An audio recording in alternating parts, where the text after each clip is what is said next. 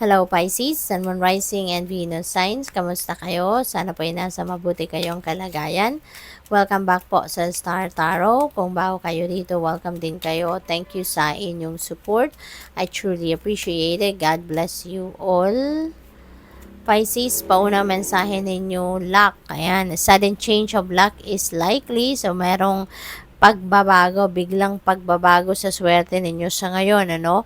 At kung dati medyo difficult ang sitwasyon ngayon, no? Mababago na yan for the better kasi things are going to work in your favor na. So, magiging pabor na, mababaliktad na ngayon yung gulong ng palad, no? At ngayon siswertehin na kayo. So, things are going to work in your favor na. This is also an excellent time for networking. So, maaaring marami kayong mga makikilalang bagong tao sa ngayon na baka mga bagong kaibigan or mga bagong kliyente sa negosyo ninyo, something like that.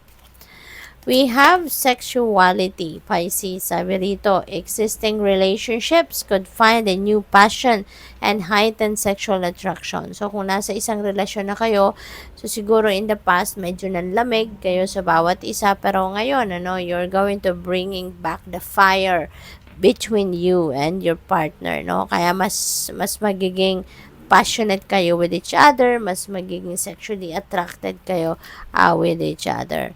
Opportunities for marriage and good family life are also strong, no? So, maaring meron dito mga marriage proposal, no, na magaganap na for some of you. Maaring meron ng ikakasal sa inyo sa ngayon.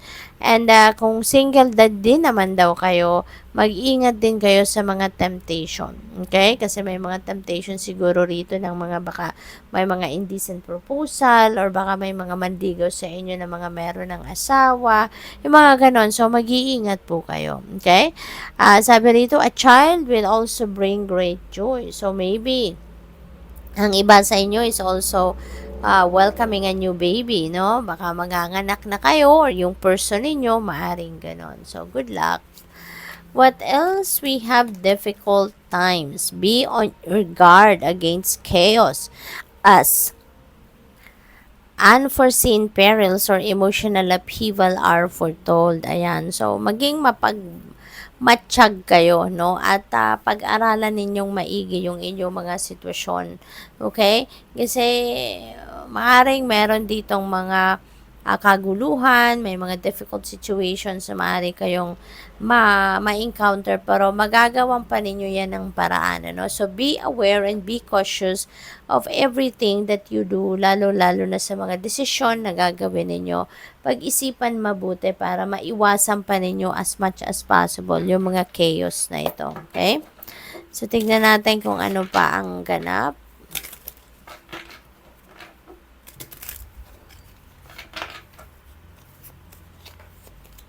We have the sun energy, napakaganda Pisces, no? Things are going to fall into its right places na magiging maayos ang lahat, no? It will turn to really a very beautiful period sa buhay ninyo with the sun energy. Magliliwanag ang inyong buhay. Magiging masaya kayo. This is a time for success as well in different areas of life. This is a time of success. This is a time of good luck. This is a time of good health, no, vitality, yung ganon. Kung mayroong mga problema pinagdadaanan ng iba sa inyo rito, that's going to fade away from here on. So, magiging maayos ang lahat. This is also going to bring forth positivity, no, positive changes, no, sa buhay ninyo. We have 5 of Wands. Ayan, kung siguro meron ding pinagdadaanan ng iba sa inyo rito na medyo hindi nagkakaintindihan, yung mga kayo at ng mga kasama ninyo. Baka maaring yan ay work situation or baka family situation. May hindi pagkakaintindihan. But this is as 5.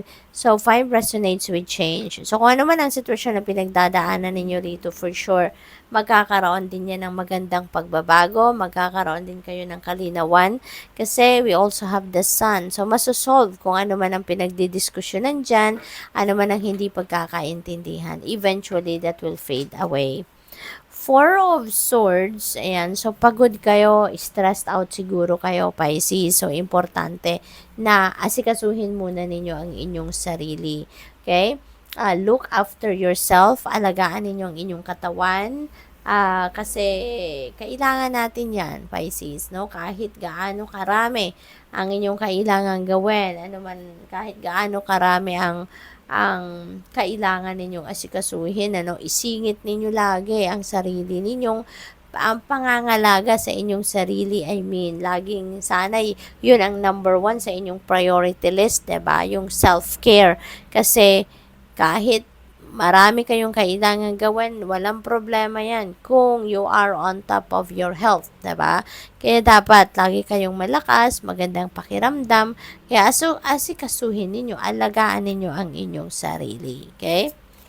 What else? We have judgment. May importanteng desisyon na dapat kayong gawin sa ngayon, no? And feeling ko rito, parang sinasabi ninyo na, ano ba to? Bakit paulit-ulit na lang to, no? Kasi maaaring yung sitwasyon na to, it keeps coming back. Parang may karmic death siguro kayo rito.